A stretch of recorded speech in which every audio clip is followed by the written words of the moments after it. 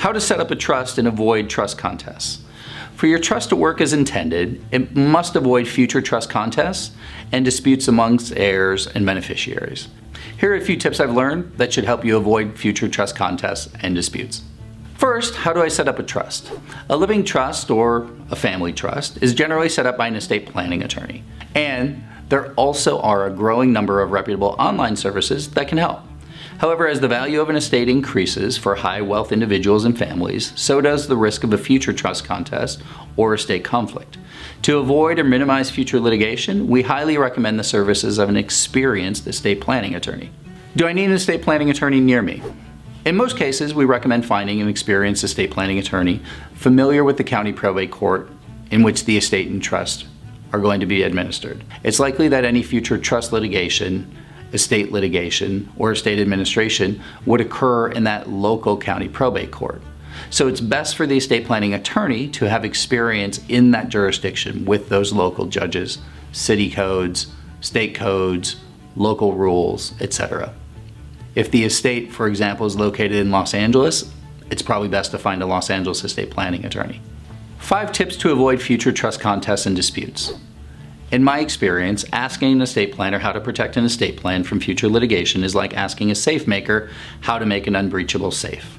While logical, I believe you'd be far better off asking a safe cracker how to make an unbreachable safe. In that spirit, as a trust litigator, I offer you 5 tips to help prevent future challenges to your estate plan. Tip number 1, discuss your plans with the people affected by it. In other words, communicate. Let your family, heirs, beneficiaries know what your goals are and why. Yes, some of these conversations are extremely difficult for families, especially wealthy families. Communicating your plans for your money requires your family members to confront their own family dynamics, and that's precisely why most people don't do it. It's worth the time, it's worth the investment. It helps you secure your family's future, and more importantly, their stability. If you are unable to effectively communicate with your family, your estate planning attorney should be able to mediate these conversations for you. In some cases, they may even recommend the services of a trusted family or organizational therapist. Tip number 2, include a separate signed explanation letter.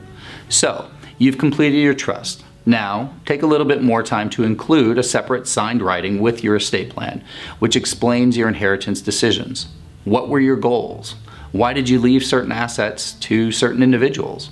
For legal purposes, it's best to handwrite the explanation so that it can be proven you wrote it.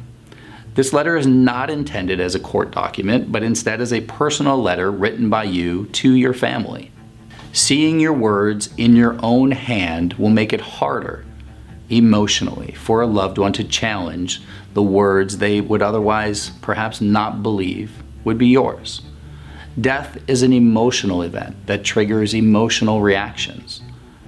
Keep this in mind. By writing a letter like this and providing all insights possible into your decisions and why you made them, you may be able to help avoid future trust contests and estate conflicts before they spin out of control. Tip number 3, do not include beneficiaries in the planning process. Avoid future accusations of undue influence by keeping all beneficiaries and heirs out of the estate planning process. Instead, use your longtime estate planning attorney. Repeat, include none of your beneficiaries in the estate planning process. Nothing helps a court conclude undue influence faster than seeing a wealthy, older individual switch estate planning attorneys for no good reason. What would you think if the decedent suddenly switched to a new estate planning attorney far away from their home, but coincidentally very close to an heir that was getting a bigger benefit by the new planning? And what would you think if that heir was driving the decedent to all of those planning meetings? Or if that heir insisted on sitting in on all of those planning meetings? Suddenly, the grounds for proving undue influence are taking shape. Tip number 4, get a forensic psychological examination. Are you of sound mind and body? It's a scary idea to have your own mental soundness examined. If there's any question about your own mental capacity, which may be hard to admit, simply hire a forensic psychologist to examine you and give you a clear bill of health. At the very least, get your doctor to write you a note affirming your capacity. What happens if you don't get a clear bill of health? Well, it's better to know now.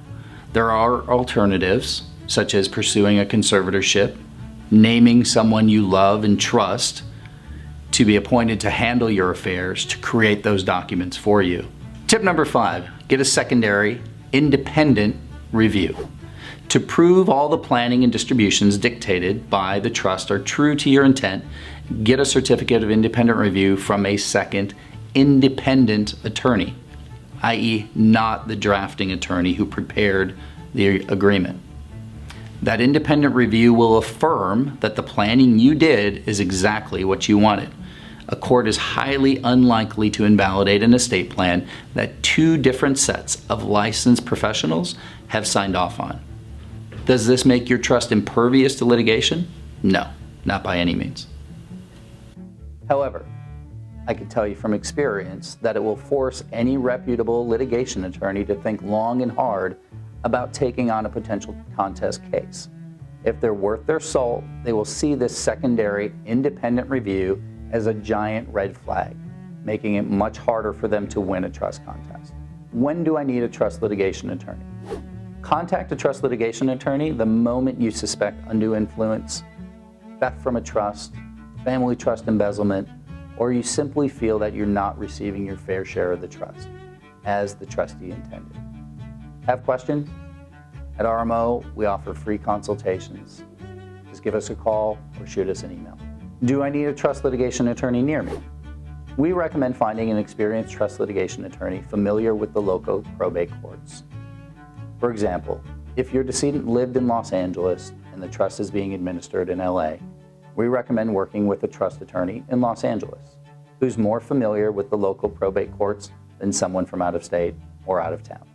At RMO, we protect people like you every day. Call us anytime or email us at hello@rmolawyers.com. Thanks for watching.